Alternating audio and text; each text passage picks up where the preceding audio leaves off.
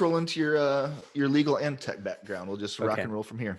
So the so I started in Puerto Rico, and over there wasn't that much patent work, and I quickly became a patent attorney after graduating from law school. But I became more of a transactional attorney at that point. And then I tried to open my own office, and I did more patent work. But I wanted to do even more, and I still did corporate transactions, contracts, all sort of even unjust dismissal litigation. Uh, Most of it was corporate and due diligence type related to intellectual property with software companies, that sort of thing. And I remember that eventually in 2012, I got this job at the patent office, and I took it and I went there. The last thing what I did was draft my last patent application, filed it, and told the client, "Hey, I'm filing it, and then I'm done." um, so I filed that, went to the patent office, and worked there for almost 8 years. And I worked at the Office of General Counsel. So those are like the USPTO attorneys, right? So I was one of them. And I worked at a particular office within OGC called the Office of Enrollment and Discipline.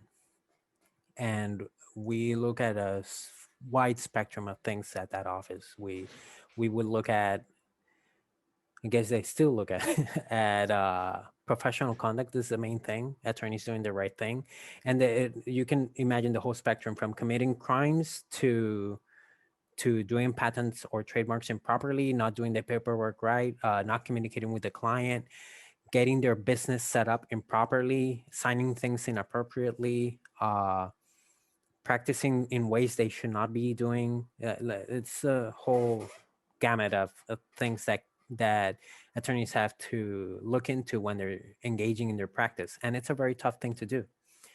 Uh, and we will look into that. We will also prepare patent bar questions. So there's a patent bar exam. We would, administer that and keep it updated with changes in the law. We would deal with immigration because there's folks from outside of the country that want a patent license, deal with other offices in the government and inside the USPTO as well. I will work with a bunch of different things. And eventually, after a little while, I wanted to go back, to doing core patent work. And I told my boss about it, and eventually I found this opportunity at this law firm right before COVID. And you can see where this is going. I went to work for the law firm, and eventually, so that was the beginning of 2020. And I quit the office, the USPTO, went to work for this law firm, and then the time just became impossible because I want to work at this firm, and it's a patent prosecution firm, and it's just that with my kid and my wife working and me working, I would end up working from I don't know, from the middle of the day, like noon, till 12 at night or 1 or 2 a.m. And it just became unbearable, like the amount of work I had to put in, and the lack of daycare and all this sort of thing during COVID. So eventually I said, look, I'm just gonna quit, um, take it slower, open my own office, and that's where I am right now. And so to connect the dots between what I was saying before about my niche and the seminars and everything, and the kind of experience I have is I have professional conduct experience. So I have like three really solid, uh, I don't know what you call it, like practice Pillars. fields. Yeah, pillars. The first one and foremost is intellectual property, patent, trademarks, copyrights, and trade secrets, but mostly patent and trademarks. I'm really solid with those. The second one would be corporate law, business law type commercial transactions. Uh, I was able to mix them both in my work at the USPTO because I had to look at both the patent side and the business side in all its shapes. There were many situations where I would look into the business practices of a law firm or the business practices of the clients of the law firm and whether they did things right or wrong. And the third one will be the professional conduct aspect itself, like the attorney discipline type, like how to find conflicts, how to deal with investigations from my office. That's the part that's the hardest for me to reach out to people, because even though I have a wealth of experience in that field, nobody really knows I mean, my former clients and people out there, they know about patents and that sort of thing, but the attorneys themselves, they don't know about me. And the best way for me to kind of like put the word out that I'm available for business in that field would be to go to a seminar and do that sort of thing. But I'm still very busy right now with the different projects that I'm doing, so I'm not that concerned about that at the moment. But I know that it would be a really nice addition if I could create some sort of work in that field. But you see that, and I know that that I'm not that concerned about it just yet, because the amount of work that I have in just regular patents and just regular corporate work. Yep. Yeah. Can we dive a little bit into your tech background too? Oh, sure. So I have a degree from MIT in electrical engineering, master's from the University of Illinois at Chicago, that I did online when online was not cool. the the focus of the courses were in electromagnetics. And I have my JD, my law degree from the University of Puerto Rico. And let's see, I took the Virginia bar, the USPTO exam for patent attorneys, the Puerto Rico bar, which was in Spanish. So those are pretty much the licenses I got. I'm working right now on getting licensed in Texas. You can waive in if you submit the paperwork. It takes a while to prepare everything, but I'm working on that right now. And the on the technical side, I've also like the rest. I think the most current stuff I've actually had to learn for myself after college. For example, the artificial intelligence. And by the way, this is a great resource. I don't know if I've ever spoken to you about it before. Udemy.com. I've utilized it. Yeah, I love it. So I've downloaded, or not, you don't really download, you're enrolling courses. I think you can download them too if you're going to be out of Wi-Fi range. But I've enrolled in courses on Amazon Web Services, on Azure, on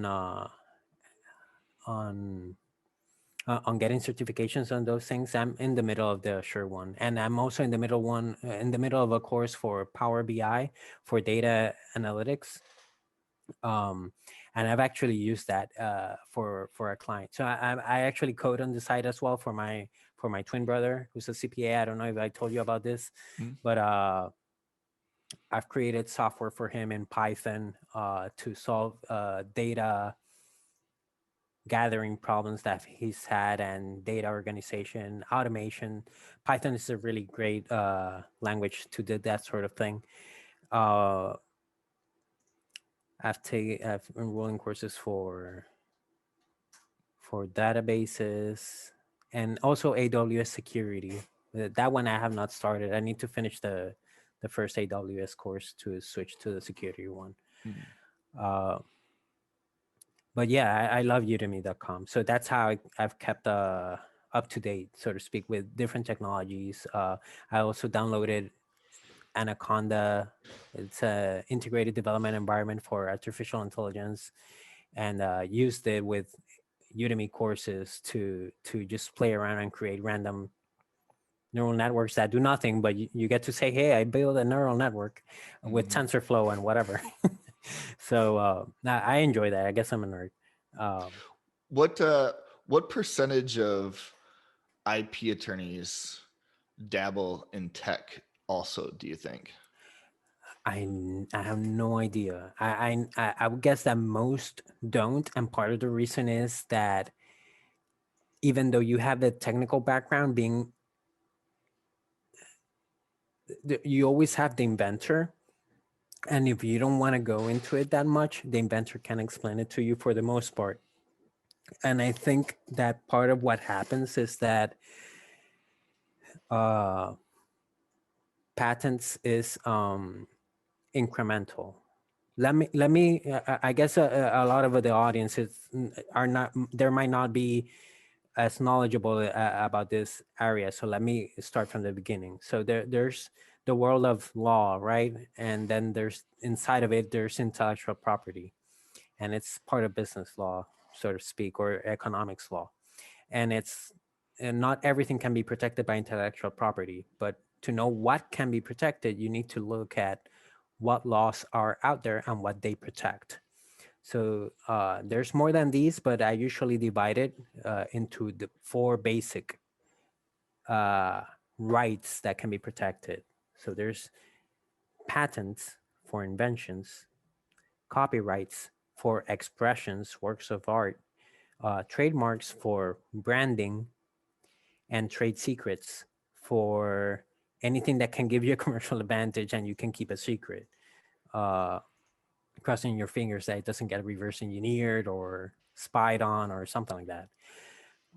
Because even the birth, a list of birth dates of your clients, that could be a trade secret, right?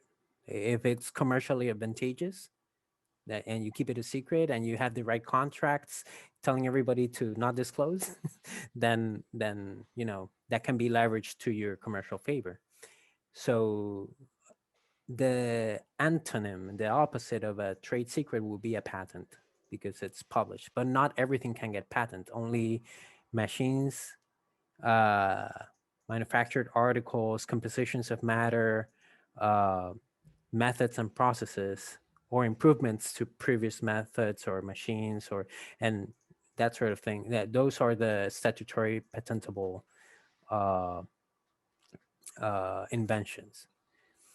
And in the world of patents, most people, or a lot of, I've found that most people who are starting out in this world, when they hear about it, they think, well, I'm going to get the patent or one patent. And the thing is, most often it doesn't happen that way. As a the one exception might be chemical inventions like medicines and that sort of thing. They might have one or two, maybe three patents, but generally the chemical composition gets patented and that's it. The new, chemical compound or whatever. But for the most part, if you, I'll give you an example. You take an airplane or a helicopter or something like that, and the airplane has turbines, and it has every turbine has a bunch of blades and some screws and maybe a circuit. So you could patent the screw because it has a particular new structure, right? And the blade has a particular new shape and structure. So you could make a separate patent for the blade. And even though you might build an airplane, you just cannot manufacture that type of blade regardless of the screw. The screw can have a separate patent. Maybe the whole turbine is of a particular type or structure, regardless of the shape of the blade. So maybe you can use the blade, but not the turbine. Maybe you can use the turbine, but not the blade. Maybe you're infringing or not infringing. In the world of patents, you have to watch out both for what you invented and what other people have patented. And I found most of the time people, small businesses particularly, this is a very expensive thing for them to tackle. And they usually don't have an expert on their side like 24/7 saying, hey, you found something. So in to tie it up with your question about other attorneys going in and figuring out everything about technology, for the most part, uh, if you don't use your free time to do it, it's really not going to happen. The client is going to bring in the expertise. You cannot know about computers, blades, screws, helicopters, airplanes, everything. It's next to impossible. You can sort of learn about a few things like I have done, like I follow AWS and whatever. I still have the skill to patent a screw. If an inventor comes and tells me this is a new material, this is, I'll just know what questions to ask.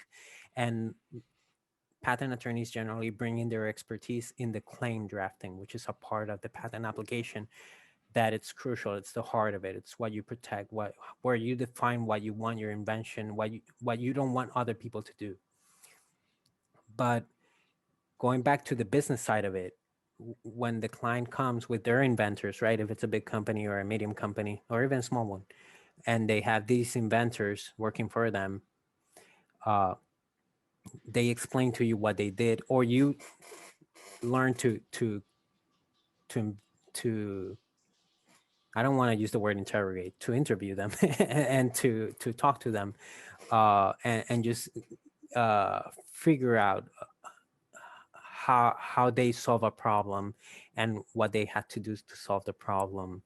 And you ask them a myriad of questions to figure out what it is that they did to make a technological advancement. And sometimes that's a pretty hard to them because pretty hard for them because they a lot of inventors think that, so obviously this is new, brand new. It's obvious that that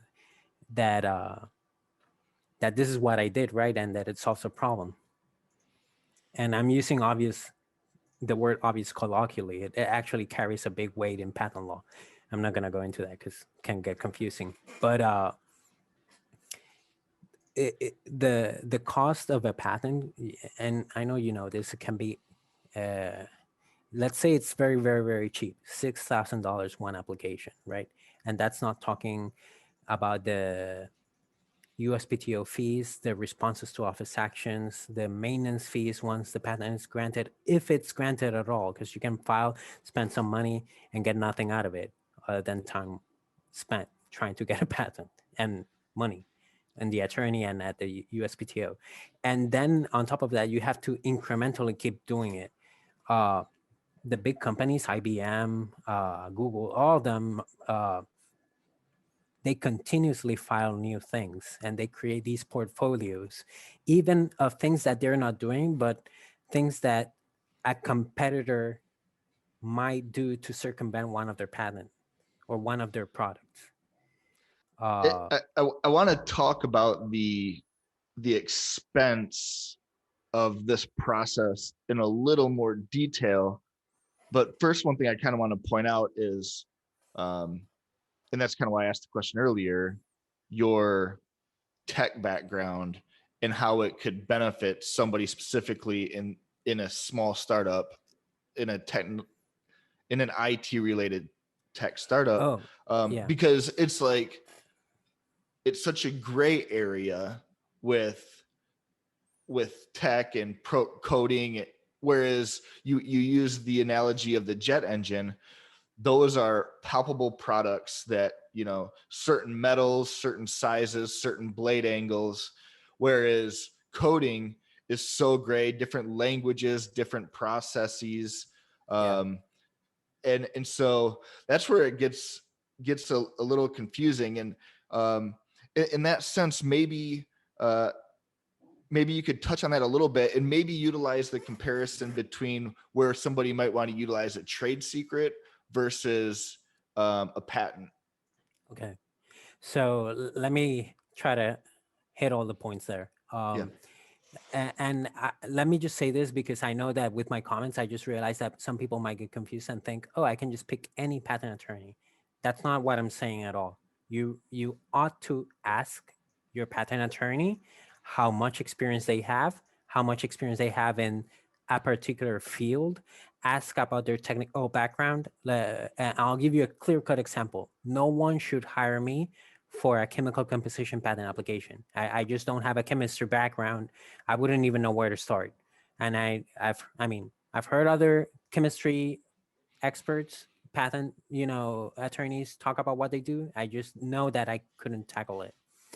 Uh, so I wouldn't take a client like that. I would just refer it. In terms of costs, you should, like, if you want to ballpark it and you just have no idea and about what you're talking about or what you're going to do, you should think uh, $10,000 $12,000, maybe 8,000, and that depends on whether you go to an attorney that has a lot of experience versus a brand new or a smaller firm. They might ask you for 8,000. It also depends on how much work you're planning to bring. If you tell an attorney, hey, I'm gonna bring you one patent application, the attorney is gonna say, yeah, sure. But in the back of his mind, the attorney is gonna be thinking, you're bringing me one application, and I'm gonna be barred from taking new clients in your same field. For example, if you do airplanes, I'm not gonna be able to take any other airplane client. So if Boeing comes around and says, hey, nice playing in the golf course or whatever, here's my patent, yeah, you might be conflicted out. So and the bigger the law firm, the more of this you're going to see, that they're not going to take smaller clients because of the risk in conflicts.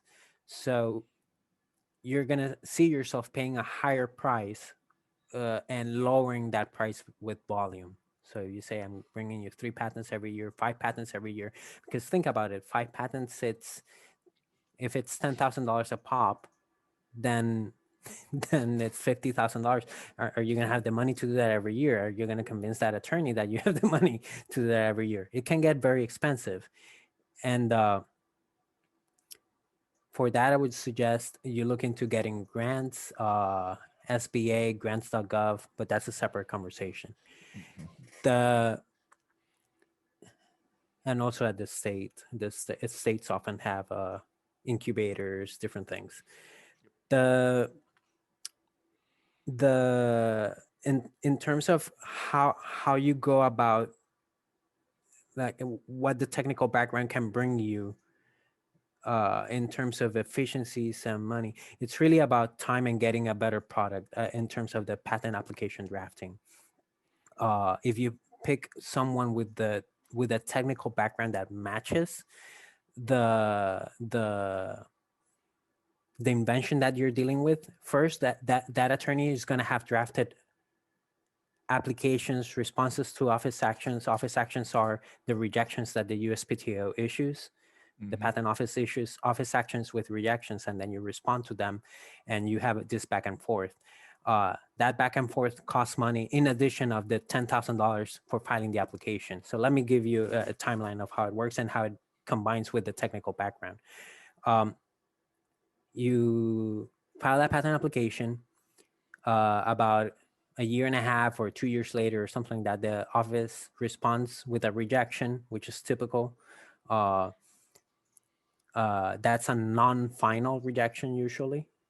You respond to it, and the second one usually is a final rejection. So at that time, you try to get the patent application allowed, or at least part of it allowed, so that you get a patent, or you continue the combat with the patent examiner with a request for continued examination or some sort of other action. At every step, at every response, you have to pay the attorney, and you might have to pay the USPTO $1,000 or 500, depending on what the situation is. The attorney is probably going to charge you 2,500 for each response. There's also an interview where you talk to the patent examiner about the invention. In terms of the technical background, you can imagine these back and forth, first with the inventors and then with the patent office.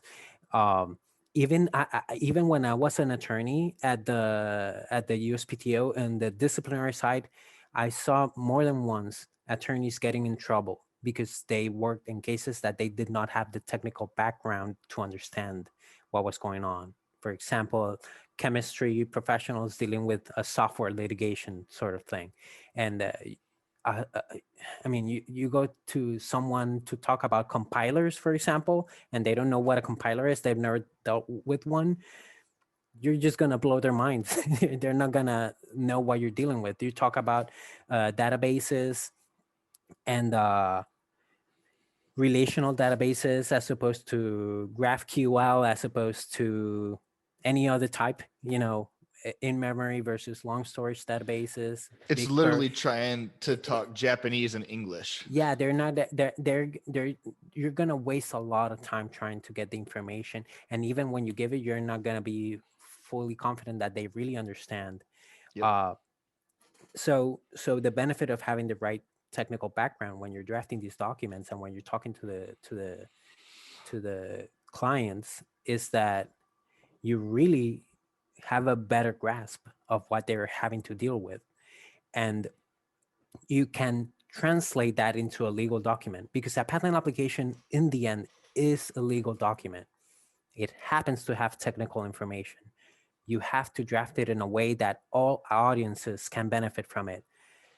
The patent office, the judge, the jury, the opposite counsel, competitors, they're all going to read this document. So it is important what you put in it, what you do not write into it. You have to keep in mind all these audiences and all this information that you're putting in there, because it's going to become public.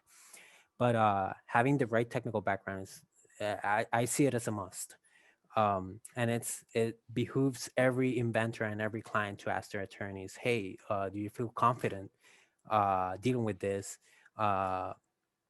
And you're gonna be, at the edge of technology, so your attorney's not gonna know everything. He's gonna have to ask you tough questions. You might But expose at yourself. least he knows what questions to ask, though, Yeah, correct? they or should. Yeah, and for the most part, it's a simple conversation. Most conversations as to inventions, they take about an hour. And usually, like everything else, and a meeting that's longer than an hour, it's really not that productive. uh it really also depends on what you're dealing with. If you're trying to find the invention in and of itself, if you don't have that much experience with patents, then it might take longer. It might take uh two or more meetings, because the attorney will have to give you guidance as to how to figure out the whole thing. um but for the most part, I found out that even in those circumstances, if you really know what you want to protect, it will usually take about an hour or so. You might have more than one invention, and then the attorney's gonna segment it into what's more important, try to give you a little bit of guidance as well as to what you might want to protect. In the end, that's more of a business decision than anything else. Like, I'll protect this aspect of my product as opposed to this other aspect, and we'll go by one. Again, because it costs money to try to get these things too. There's also doing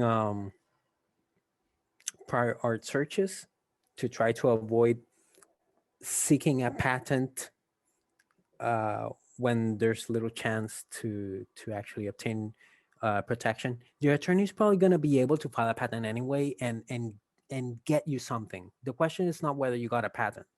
The question is whether that patent is worth something. Because if you narrow it down to the point that no one will infringe that patent, other patent attorneys are going to look at it.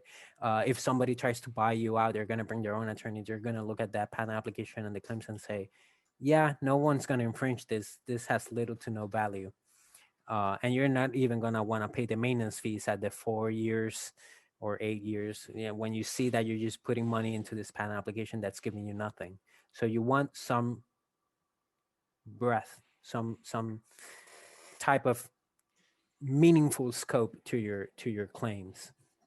That's Um, actually a perspective I've never even considered, yeah, but it makes complete sense. yeah. So you and that's what the attorneys are there for, right? Because you want to talk about these things, like, and you want to be mindful. You don't just want a patent application. You want something that gives you commercial advantage, something Yep. that if you take to the Shark Tank, you can say this is actually something, and you Mm-hmm. can wave it in front of TV. Everybody, and people are gonna, oh yeah, a patent. Yep. And that's the first layer, that first impression sort of thing. It gives your business a higher level of sophistication. But the next, if there's serious people on the other side of the table, they're going to do their due diligence, and part of that is actually read the claims and see what you got behind there. And Mhm. that's why you want a portfolio. That's why you don't want just one. That's why you want to continuously innovate and not sit on your hands and say, okay, I got my patent, I'm done. Instead, you have to keep thinking, and your team has to uh, engage in an innovation culture where you budget for this, as expensive as it may be, budget for this, and figure out how to monetize these patent applications. And monetization can be even just for the patent to be there and years later protect you, for you, or maybe in years later use it as a defense mechanism. I'll give you an example that I heard it in a seminar once. A client, not my own client, but an inventor, a company, an owner, he said that he had uh, these patents, and non-practicing entity that owned a bunch of patents, and all they did was sue people. Not that people call them patent trolls, but let's Yep. say non-practicing entity. Uh, they didn't even sue. They just came out with the first initial cease and desist letter, like pay us royalties or whatever. I forget what they were actually asking for, but they sent that, the threat letter, and the letter cited the application that they were the patent grant that they were trying to enforce. And the business owner said, well, I had a prior filed application as to my product, fully describing my product, so it's much older than yours, so I guess yours should not have been granted to begin with. Which brings me to a second point. So there's a corollary to this. First, you can use it as a defensive mechanism even when you don't even, because it's like a timestamp. At this point in time, I invented this. The second thing is, what happened to that non-practicing entity could happen to you as well. Even when the USPTO grants you a patent in court, it could be invalidated, or at the Patent Trial and Appeal Board. There's different forms where the patent can be not just the litigation of infringement, but the litigation of the USPTO made a mistake and that patent should not be granted. There's this Korean thesis that nobody ever read, but that had prior disclosure of your invention, and so be it. We found it during litigation, and those $25,000 that you spent on a patent or whatever it was, down the drain, because the court said that it's invalid now, and that happens all the time. So using that as kind of an example, and I kind of wanted to briefly touch on different stages of a startup. Um, you've got your idea phase Yep. where you're kind of brainstorming with your peers or people in the industry, and then you start creating a product and it's pre-revenue. And then there's obviously the point where you're making revenue. Now, the point where you're making revenue, now you can afford, in theory, some legal fees for the IP side of it. When a founder or future founder is in the idea phase, Mm-hmm. and he has no money to uh, develop a product, let alone uh, pay an attorney to protect his idea. What does he have at his disposal um, to protect his idea? Or is it okay for him to talk about his idea in the hopes that nobody takes his idea? That an attorney would generally tell you, no, that's not okay. Yep. Yep. And there's very little to help folks Yep. like that. Let me start with this. I'm going to say it 3 times because it's really, really, really important. Intellectual property law, not just patents, in general, intellectual property law is stubborn. Intellectual property law is stubborn, and it does not care about your feelings. Yep. It is very, very, very strict. Intellectual property law requires you to timely do whatever the law requires you to do. Again, IP law requires you to do things when the law wants you to do So if the law says you have 1 year to file this thing, you only have 1 year. And I'm going to go into the specifics right now. I'll give you an example. Using that hypothetical you just mentioned, the somebody has an invention and they have little money to take care of it. What they might want to do is find a local university, and you might actually call the office that I used to work at, OED, the Office of Enrollment and Discipline at the USPTO. The phone number is 571-272-4097. That number again is 571-272-4097. And ask how to find the list of universities that deal with patents or trademarks. If you have a patent, you deal with the patent. If you have a trademark, then you ask for the trademarks. That's actually online as well. So you might want to Google, let me try it myself. I think I think the Google is, the search will be something like USPTO law program, law school program. Yeah, USPTO law school clinic certification program. And that will give you a list. So if you Google that, the URL is long, but the Google is short. So you just type that USPTO law school program, and you're gonna find the law school clinic certification program, and you're gonna find different uh, a list of different law schools with their emails and whether they do patents or trademarks and the region that they do, all of the states, patents only, whatever. And you can email them. Keep in mind that these are professors watching over students, right? So the students are going to try to help you out. And if they have a conflict or if they don't have the time, they might not be able to help you. Um, Depends on the semester, right? And the point that they are in time. But that might be really helpful. The other option is you can also call OED and ask instead of this for the pro bono program. And the states have different resources. Let me see what happens if you type USPTO pro bono program, pro bono patent pro bono program. So yeah, try that as well. You can type USPTO pro bono program. I would say try everything and see what's the best option. Talk to everybody, talk to more than one school, um, and be mindful once you talk to third parties, even with the best of intentions.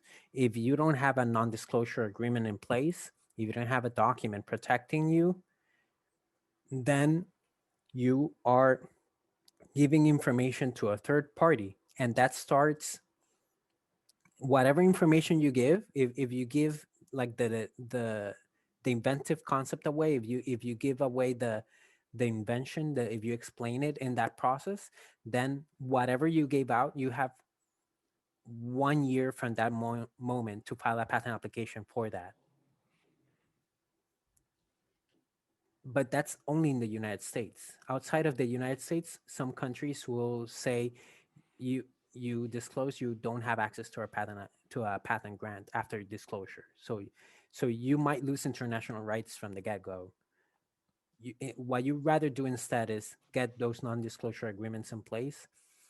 If the patent pro bono program, it's not good enough, if you're going to do something in a week or less and you just don't have time to call law schools, another option that you have is to find 100, I think it's 125 or $150, I forget the exact amount, but you can file a provisional patent application and take the documentation. This is like a last minute thing, and I suggest people don't do this because it's sort of like a waste of money. They think, oh, I have a provisional. Provisionals are actually just as tough to write up as a regular application, if you're gonna do them right. But if you don't have time, in theory, you could collect your thoughts, collect the invention, explain it with drawings and everything, and put it into a provisional. But the provisional is still is still going to require the formalities to a certain extent that a normal application has.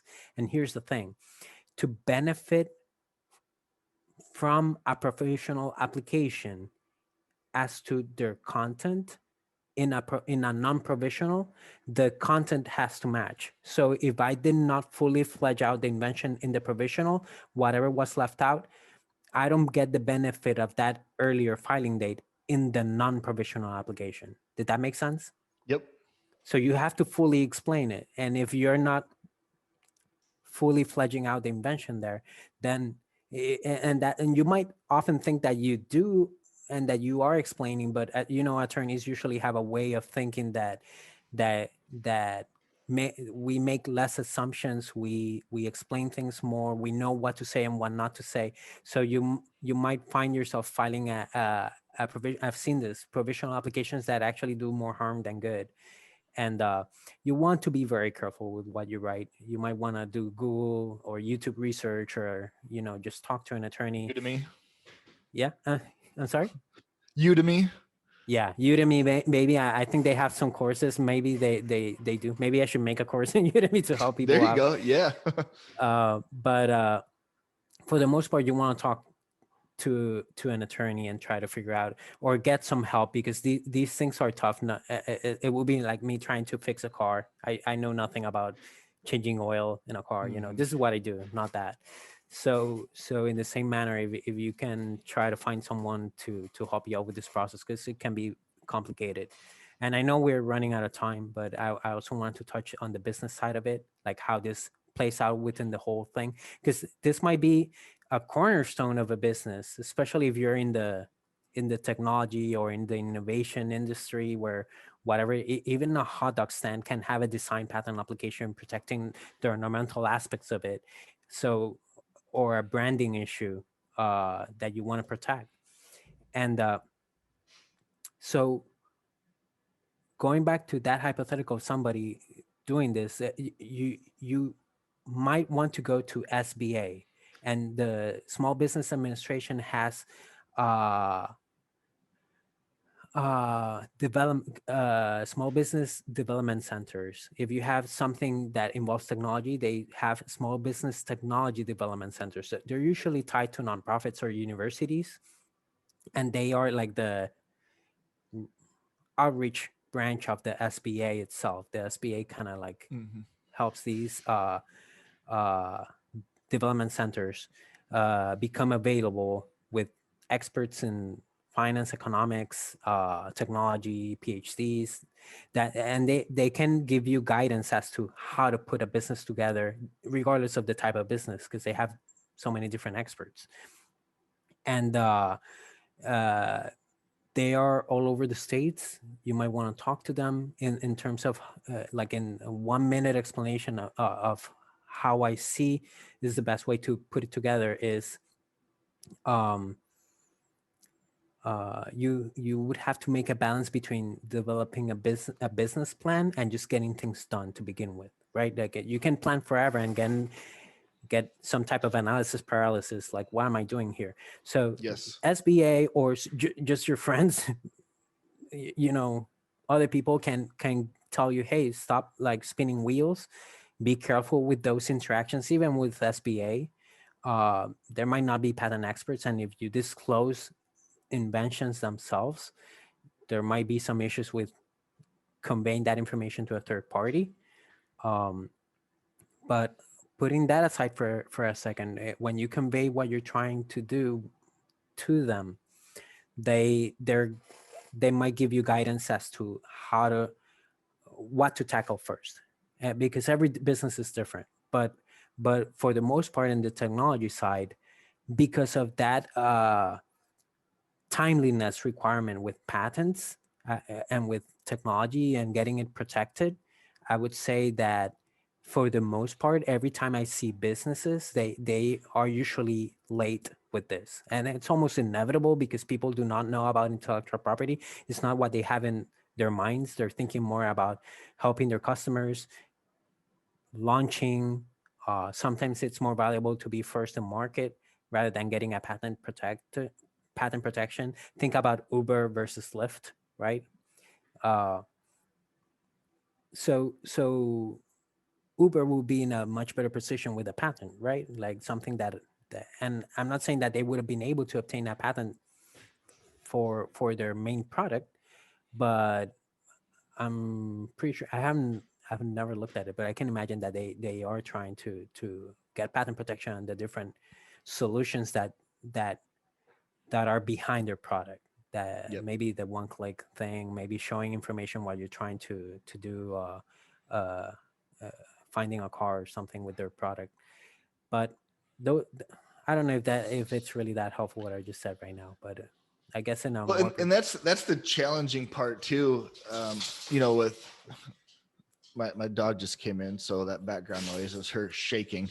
Um, the challenging part, especially that I've found with starting a small tech business, is it changes so much, and it's literally the customer dictating the change. And had I got, and we talked about this a while ago, you know, my initial idea, I actually did the provisional application for patent. okay. Um, and it's so far different than where I'm at now. You know, and looking at what that actually was, it was probably unprotectable anyways, because it was so broad. Um, you know, it's a balancing act trying to figure out, okay, it is this what I really want to protect versus is this what I need to protect? And then um, you know, what kind of funds are available. So I know that I think it's pretty much every tech startup's biggest obstacle, because everybody has an idea, and in their mind it's an original idea, and you know, that barrier to protection slash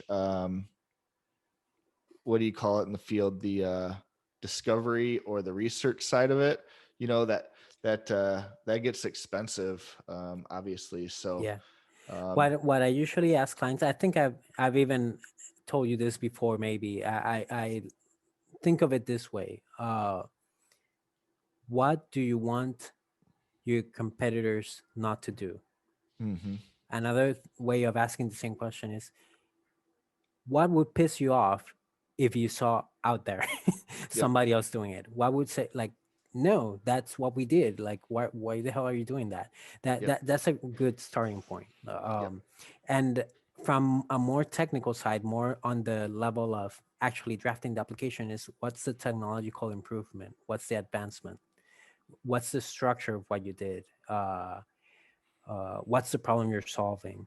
Those type of questions will lead you to what you invented, what was not done before that now you're doing, uh, and that starts to put you in the mindset of what might be protected, and you might come with different responses for different aspects of what you did, and that those might be one or more patentable inventions. Yep. I'm going to give you a quick round, like a lightning round of things, of problems I've seen with businesses. Okay. Uh, I've seen businesses that when you go into them and talk to them, they hired everybody as independent contractors. They got an employment attorney or something like that that drafted the employment agreements or the independent contractor agreements, but they did not take care of the intellectual property. If you don't have an explicit assignment in writing saying the employees or independent contractors assign the rights to the company, your company has nothing. It might have shop rights, but and shop rights are like, hey, what you invented, I can use. But the law assumes or presumes the starting point is that the natural person that created something is the inventor, is the owner. So you have to have that in writing. uh, Even if you have it in writing, let's go to that independent contractor slash employee, whatever. You don't look at what they're doing. You trust them. You go like, okay, I hired this company. They wrote that they're gonna assign me any rights for whatever they do, and they turn around and hire some guys from Ukraine to develop software or do whatever it is, that some engineer from some other company to do an aspect of what they have to do. You want to make sure that your contracts also handle the distribution of work, the assignment of responsibilities under the contract, uh, and take care of that, because I've seen it often as well that people say, yeah, I know how to do something, and then they turn around and hire somebody from India to actually do it. uh, so you want to make sure that remember, even if the person in the States or the initial person that you approached agreed to assign you the rights to whatever they invent, that does not mean that the subcontractor assigned those rights. So That you makes have to sense. make sure that the person is taking care of that, or they're prohibited to do that, and fledge out the consequences of not doing things appropriately. Another problem that I've seen is, um, well, what I told you, that they wait too long to file and to attempt to protect uh, different aspects of what they've done. Let me think of another problem I've seen. Um, that they engage with, they do things with federal funding, and then they fail to report the inventions to the agencies that gave them federal funding. That's usually occurs under the Bayh-Dole Act or some type of regulation that requires you to report. I've also seen that the inventor invents something, and then they do not tell the attorney that they were selling for more than 1 year, or that they had published the invention more than 1 year uh, before the filing of the patent application. Your attorney has no choice. They're gonna, if the attorney knows what they're doing, they're not gonna waste your money. They're gonna say, hey, we just cannot file this. There's emails, there's people who know about this. You're wasting your time. Um, and the attorney should not file an application under those circumstances, because it's literally is a waste of time. It might progress, you might get a patent application, but as soon as you hit a courtroom or you go to a patent trial and appeal board, and there's somebody on the other side with legitimate interests and millions of dollars at stake, they're gonna say, no, and we're gonna find out those email, we're gonna find out who you talk to, and they're gonna you they're just gonna find inequitable conduct on your part. There's a rule 56, 37 CFR 1.56, that says you have to disclose, even if it's even if it's detrimental, particularly if it's detrimental to you obtaining a patent, because there's no opposite side. It's just you and the patent examiner having an exchange at the PTO to consider whether you get a patent grant or not. So you don't have an opposing party. For that same reason, there's this duty of candor, and you have to disclose things to the PTO. And I've seen that sometimes come up, and it becomes a concern, and Yep. it inevitably uh, involves money wasted, and it ends in just a waste of time and resources. Yep. And that's what I had in mind. I guess I'm done babbling. No, that was awesome. We covered so much. It is funny because I had basically all the hot topics that I wanted to discuss, and you just kind of, your conversation just flowed and kind of hit every one of them. So thank you Awesome. for making my job easy. Sure.